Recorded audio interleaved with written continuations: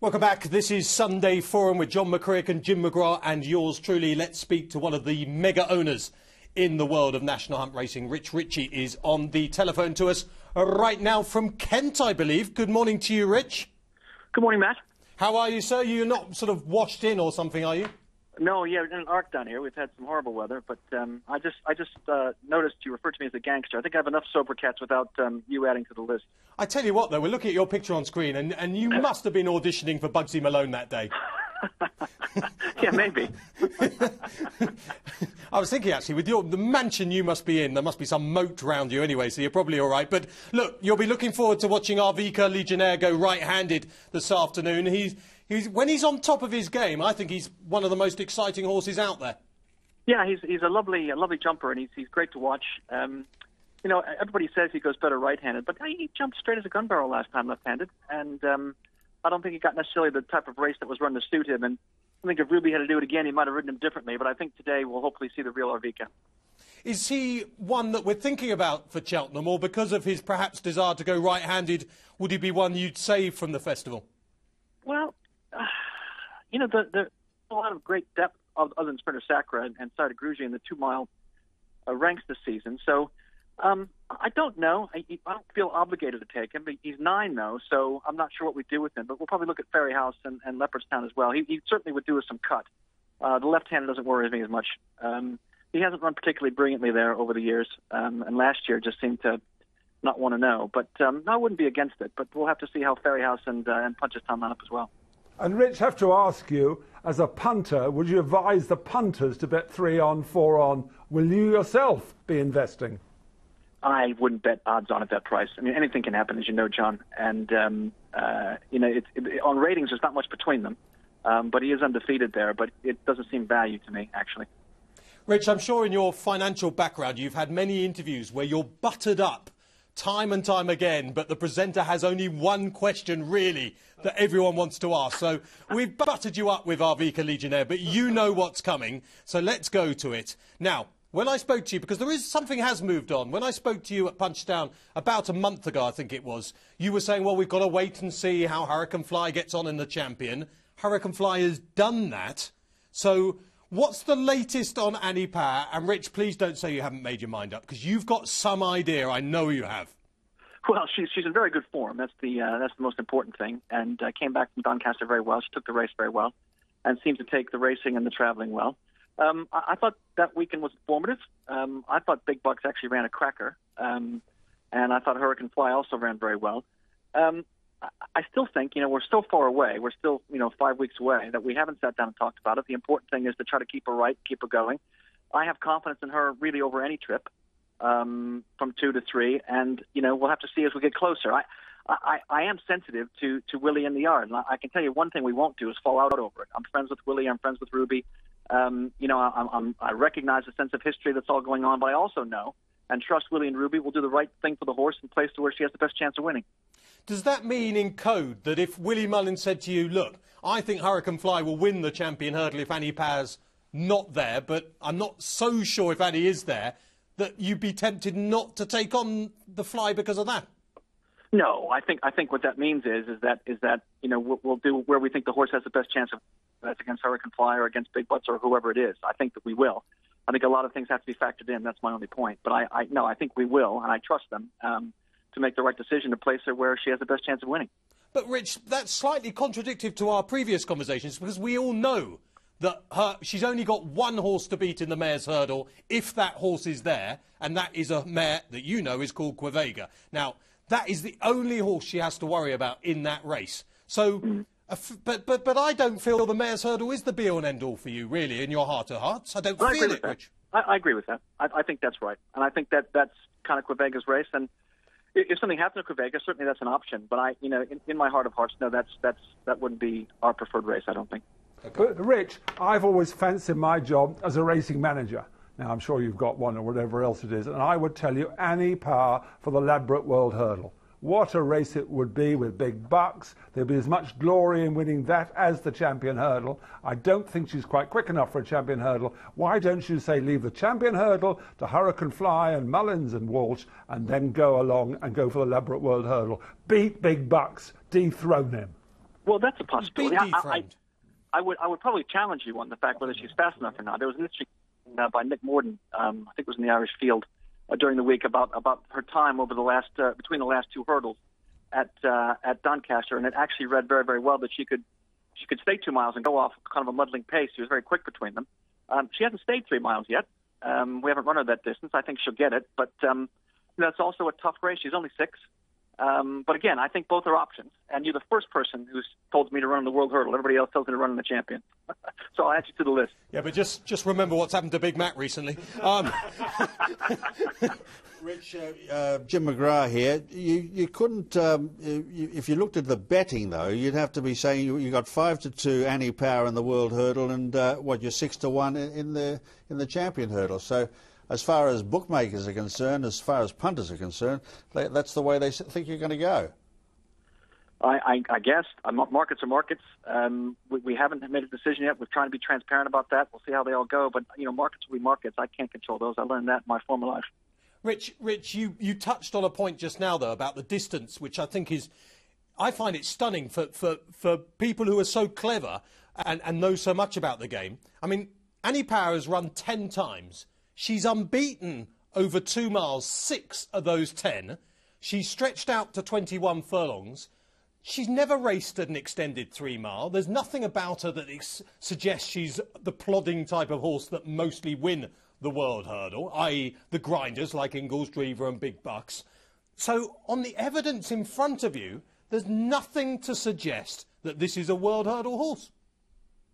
Well, I think that's true. Everything you said is just true. I think you'd have to look at breeding and how she's carried herself in those 2 mile 5, 2 mile 4 races. Do you think she'd stay further? But yeah, you're right. She hasn't done it yet. But that doesn't mean she can't. But yes, she hasn't done it yet. That's absolutely right. But does Willie tell you that he thinks she'll be better over further than she is at the moment? I think we all think she'll go further, and I think in time we think that she'll be a one for the staying chases. But I think she's Bryce Rocco. I think she could get the distance, but I don't know if she'd be better or not. We'll have to see. But as I said, what you said is all true, but doesn't mean she can't do it. And she stayed very well when she's won over the 2-4, 2-5 distances. And Rich, just to ask you, how much does the paddocks come into this? Is any thought of her going breeding, or are you going to keep her over jumps for the rest of her life? Well, the rest of her racing life. Well, my John would be, I wanted to go chasing the season, actually, because if you look at her, she's a big, strong mare. She looks like she'll jump a fence. It would be my plan to see how the season ends, see how she is, but it would be our plan to go chasing, my plan to go chasing anyway, I think. Just one final question with her. I have this dream for her, because you'll remember Dawn Run, Rich, and I have a feeling that this is the first mare since Dawn Run that has it in her to win a Champion Hurdle and a Cheltenham Gold Cup. That's what I have in my heart. Has those sort of thoughts ever gone through your mind when you think of the legend that is Dawn Run in both British and Irish racing? Well, she's got a lot to do to measure up to Dawn Run. I mean, certainly that would be a wonderful story and a wonderful dream. I think that I haven't really allowed myself to do that yet. The important thing is she has a lot of potential, but gosh, to mention in the same breath with Dawn Run, I mean, she's only won one Grade 1, which we forget as well, Annie Power, and she's got a lot to do to step up to that class. But I do think she'll make a good chaser in time, yes, and it would be great to be mentioned in the same breath with her, but there's a long, long way to go between here and there. Rich, just changing tack slightly, Champagne Fever, what's the latest on that? He's in good form. He actually might be having a gallop or a little session after racing at Punchestown today. I think when he's going to have a few of his up there, and Fever might be in that group.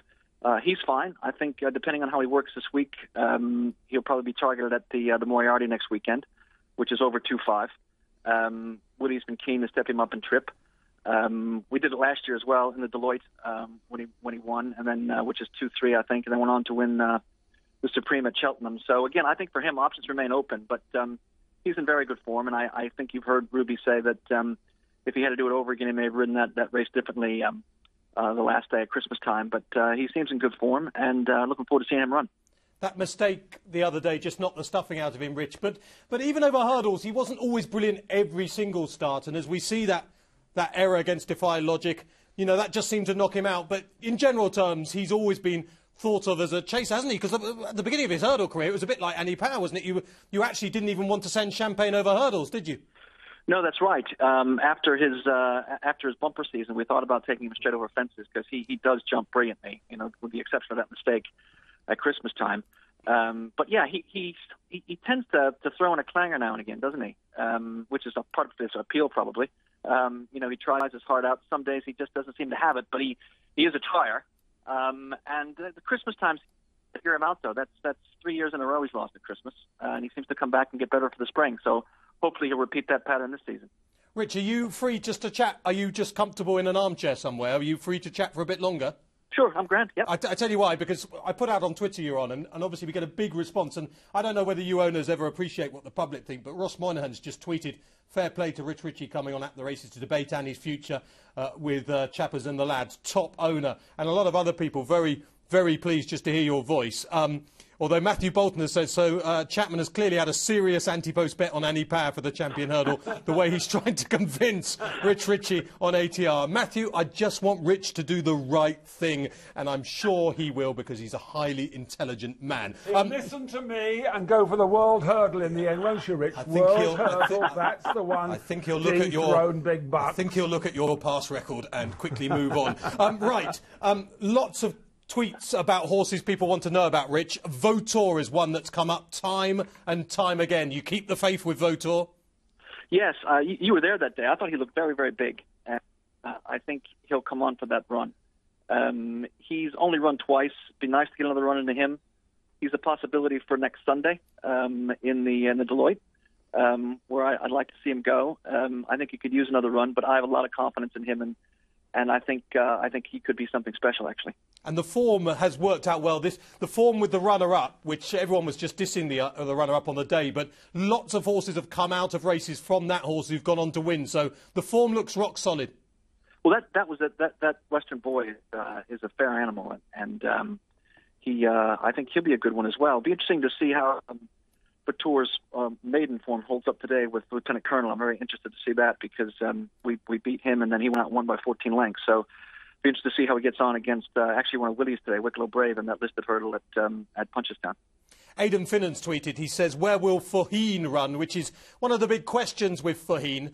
You get vibes when you go racing over in Ireland, and there does seem to be a vibe locally, Rich, in Ireland, that this Faugheen is the machine in the Mullins Yard as far as the novices are concerned. He's a horse we like a lot. He's a horse that is hard to keep straight, and we struggled with that last year. We've been very lucky this year. Willie's done a brilliant job. He certainly has toe. So I think 2 miles, 2.5 miles would be good. He can get 3 miles as he's shown. He runs a bit free. That may be a concern. But if we can keep him right, I think he's got a great chance wherever he runs. But he's one for the notebook. I think he's very good. Kieran Melly asks, why has Ballycasey only had one run this year? Is everything okay with him? Ballycasey had a slight setback before Christmas and slowed him down a bit. So he missed the Topaz at Christmas time. But he's back in training. He's working well. He's another one who might have a gallop today. And I think we'll see him, all things being well, quite soon. But no, he's in good form. I was lucky enough to be at Turler's where Clondor Court was a winner and, very lightly raced, but a horse getting on a bit, catching up in many ways for lost time, but really started to look as though he was showing what he'd shown over hurdles, in the bumper field over hurdles.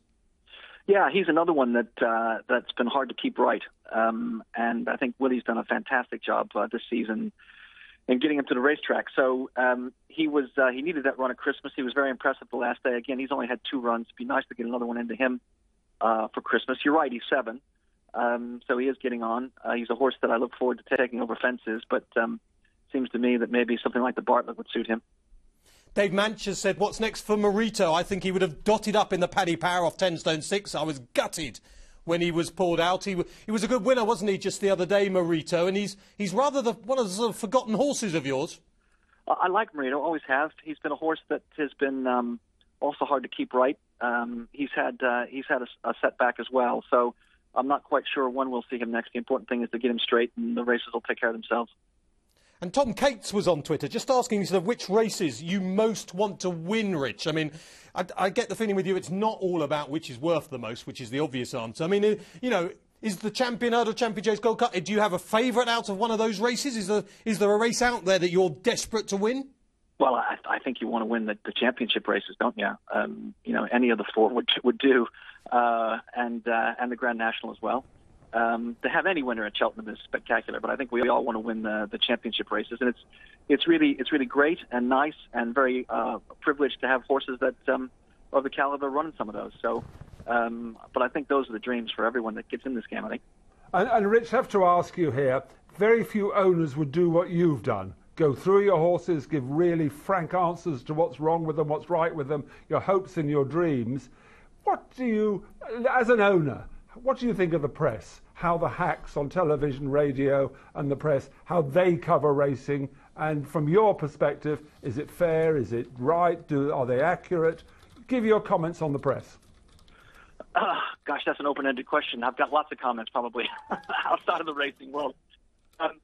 I think the racing media does a good job, I think. I think that, I compare it to other places in the world and shows like your show here. And I, even last week's show, the way that I think writers are able to take things head on. It's not always popular, and you get some people who get their back up. Now, Michael Buckley's a good friend of mine. He certainly reacted to some comments from Graham Cunningham earlier in the year. But I think that the openness and transparency is good. I think the more of that, the better. And I don't mind the criticism. I think if people see something they don't like, they ought to be able to say it, and it ought to be debated. And I think that the more that we can encourage, the better. People have criticised you, Rich, for being too flamboyant, too almost enjoying racing too much. I think it's terrific. You're the Frankie Dettori of the jump scene, I think. Do you think that you shouldn't be so exuberant? And what about your colleagues, people you work with, your friends? What do they think about it as well? I think you're terrific and great for racing. Others disagree. That'll be a relief for you, Rich, that Big Mac gives you the thumbs up. Well, that's very kind of him, actually. I don't try to be flamboyant. I think you have to be who you are. I think, and racing something that I always found to be quite relaxing, and dressing for the race course is something that I like to do, but it sort of draws a distinction between the racing Rich and the business Rich, and I think people in the city get that distinction. Certainly, I understand and I'm empathetic with a lot of some of the hostility that people have towards finance and banking and all that sort of stuff. I'm not ignorant to that. I understand it, but you've also got to live your life and be true to yourself and do the best you can. And I've tried very hard not to offend anyone. If I did, I'm sorry, but I don't think I have intentionally done anything. And you have to be who you are. And the freedom of the press is an important thing, and being able to say what they want to say is fine by me, and I won't squawk, no matter what they say. You just have to do the best you can, and I think live your life the way you see best fit to. But Richard, I can't stand people who wear flamboyant clothes and coats and suits, garish outfits. People say that you overdress just slightly. I don't like people who do that myself. I was going to ask you for your tailor, actually. No, you don't. Right. Brian Sheeran has just emailed, tweeted. He says, what about Renetti? Anything latest on Renetti, Rich? A sort of darkish horse we don't know all that much about. I like Renetti. He ran a cracker against in the Royal Bond, and of course he fell when he was home and hosed over Christmas. I don't know if he'll be one for the team. I have a lot of confidence in him. He's done nothing wrong other than that fall. He's entered, I know, in a race on Thursday and a couple of races coming up. He's fine. I think you'll see him very soon. And, we're very fortunate to have quite a few novice hurdlers, so we'll have to see whether he makes the team or not. But there's plenty for him in Ireland or in England at meetings like Ferryhouse and Aintree and Punchestown if he doesn't make the team. But there's no reason to say he can't. But we'll have to see if he gets on in this next race. But I think he'll be out very soon. And Jacadam might have been a bit fortunate about Societe Frey the other day. I know you quite like Jacadam. Is he a horse? Did we see the best of him the other day? And could he be heading to Cheltenham? That was against Bright New Dawn, wasn't it? Sorry, apologies. Yeah. My mistake. Who's a very good horse, Bright New Dawn, and a good yardstick. I've always liked Jacadam. I think that he's a beautiful jumper, and a real natural. And he's only 5, but I think he's a very good potential chaser. I like him a lot. I think he'll improve for that run. Again, he's only run twice. I don't know if he'll run again or go straight to Cheltenham, but certainly he would be one for one of the middle or staying chases, either the JLT now, I guess it's called, or the RSA. I think he'd be a danger if he goes to one of those.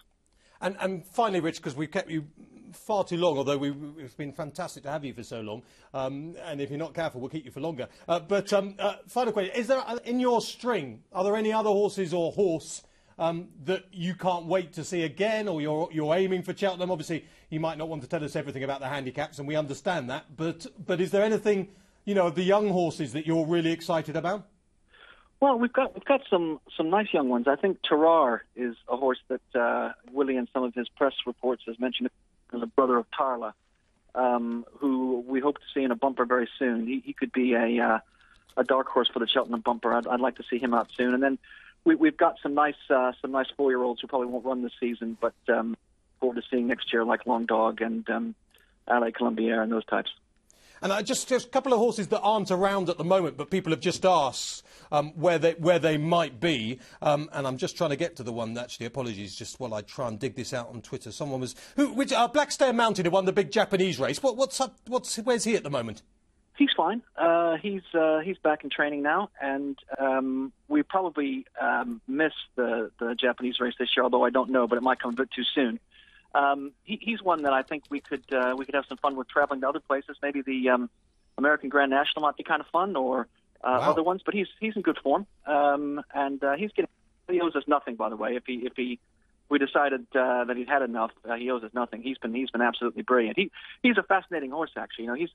He's the only horse I think in history that was turned over at 100 to 1 on 3 times. Wow. And he's won 3 Grade 1s, including the big race in Japan. So he's a personal favourite, and hopefully he'll be back soon. And Pont Alexandre had quite a few emails and tweets in about Pont Alexandre. Obviously got injured at the start of the season. Is that horse on the sort of comeback and going okay now, or are things not so good? Oh, he's fine. He's absolutely fine, and he'll be back next season, and hopefully as good as ever. He's one to really look forward to, I think. Black Hercules? He's not mine. He's not yours, is he? No, sorry, apologies. People are firing in horses at me. He was. Good horse. Yeah. Obvious of all yours, Rich.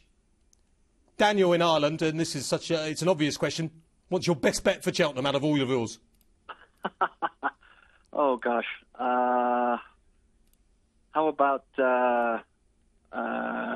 Susanna Richie to be leading on World Hurdle, Rich. Any power in the World Hurdle. That's your best bet for Cheltenham. Rich, we were just about to get the bit of information we wanted before you were rudely interrupted. Just remind us of what you were about to say. No, I was saying, how about Susanna Richie to be leading owner at Cheltenham? Okay. I don't think we're going to get much on there, Rich. That's the worst answer you've given so far.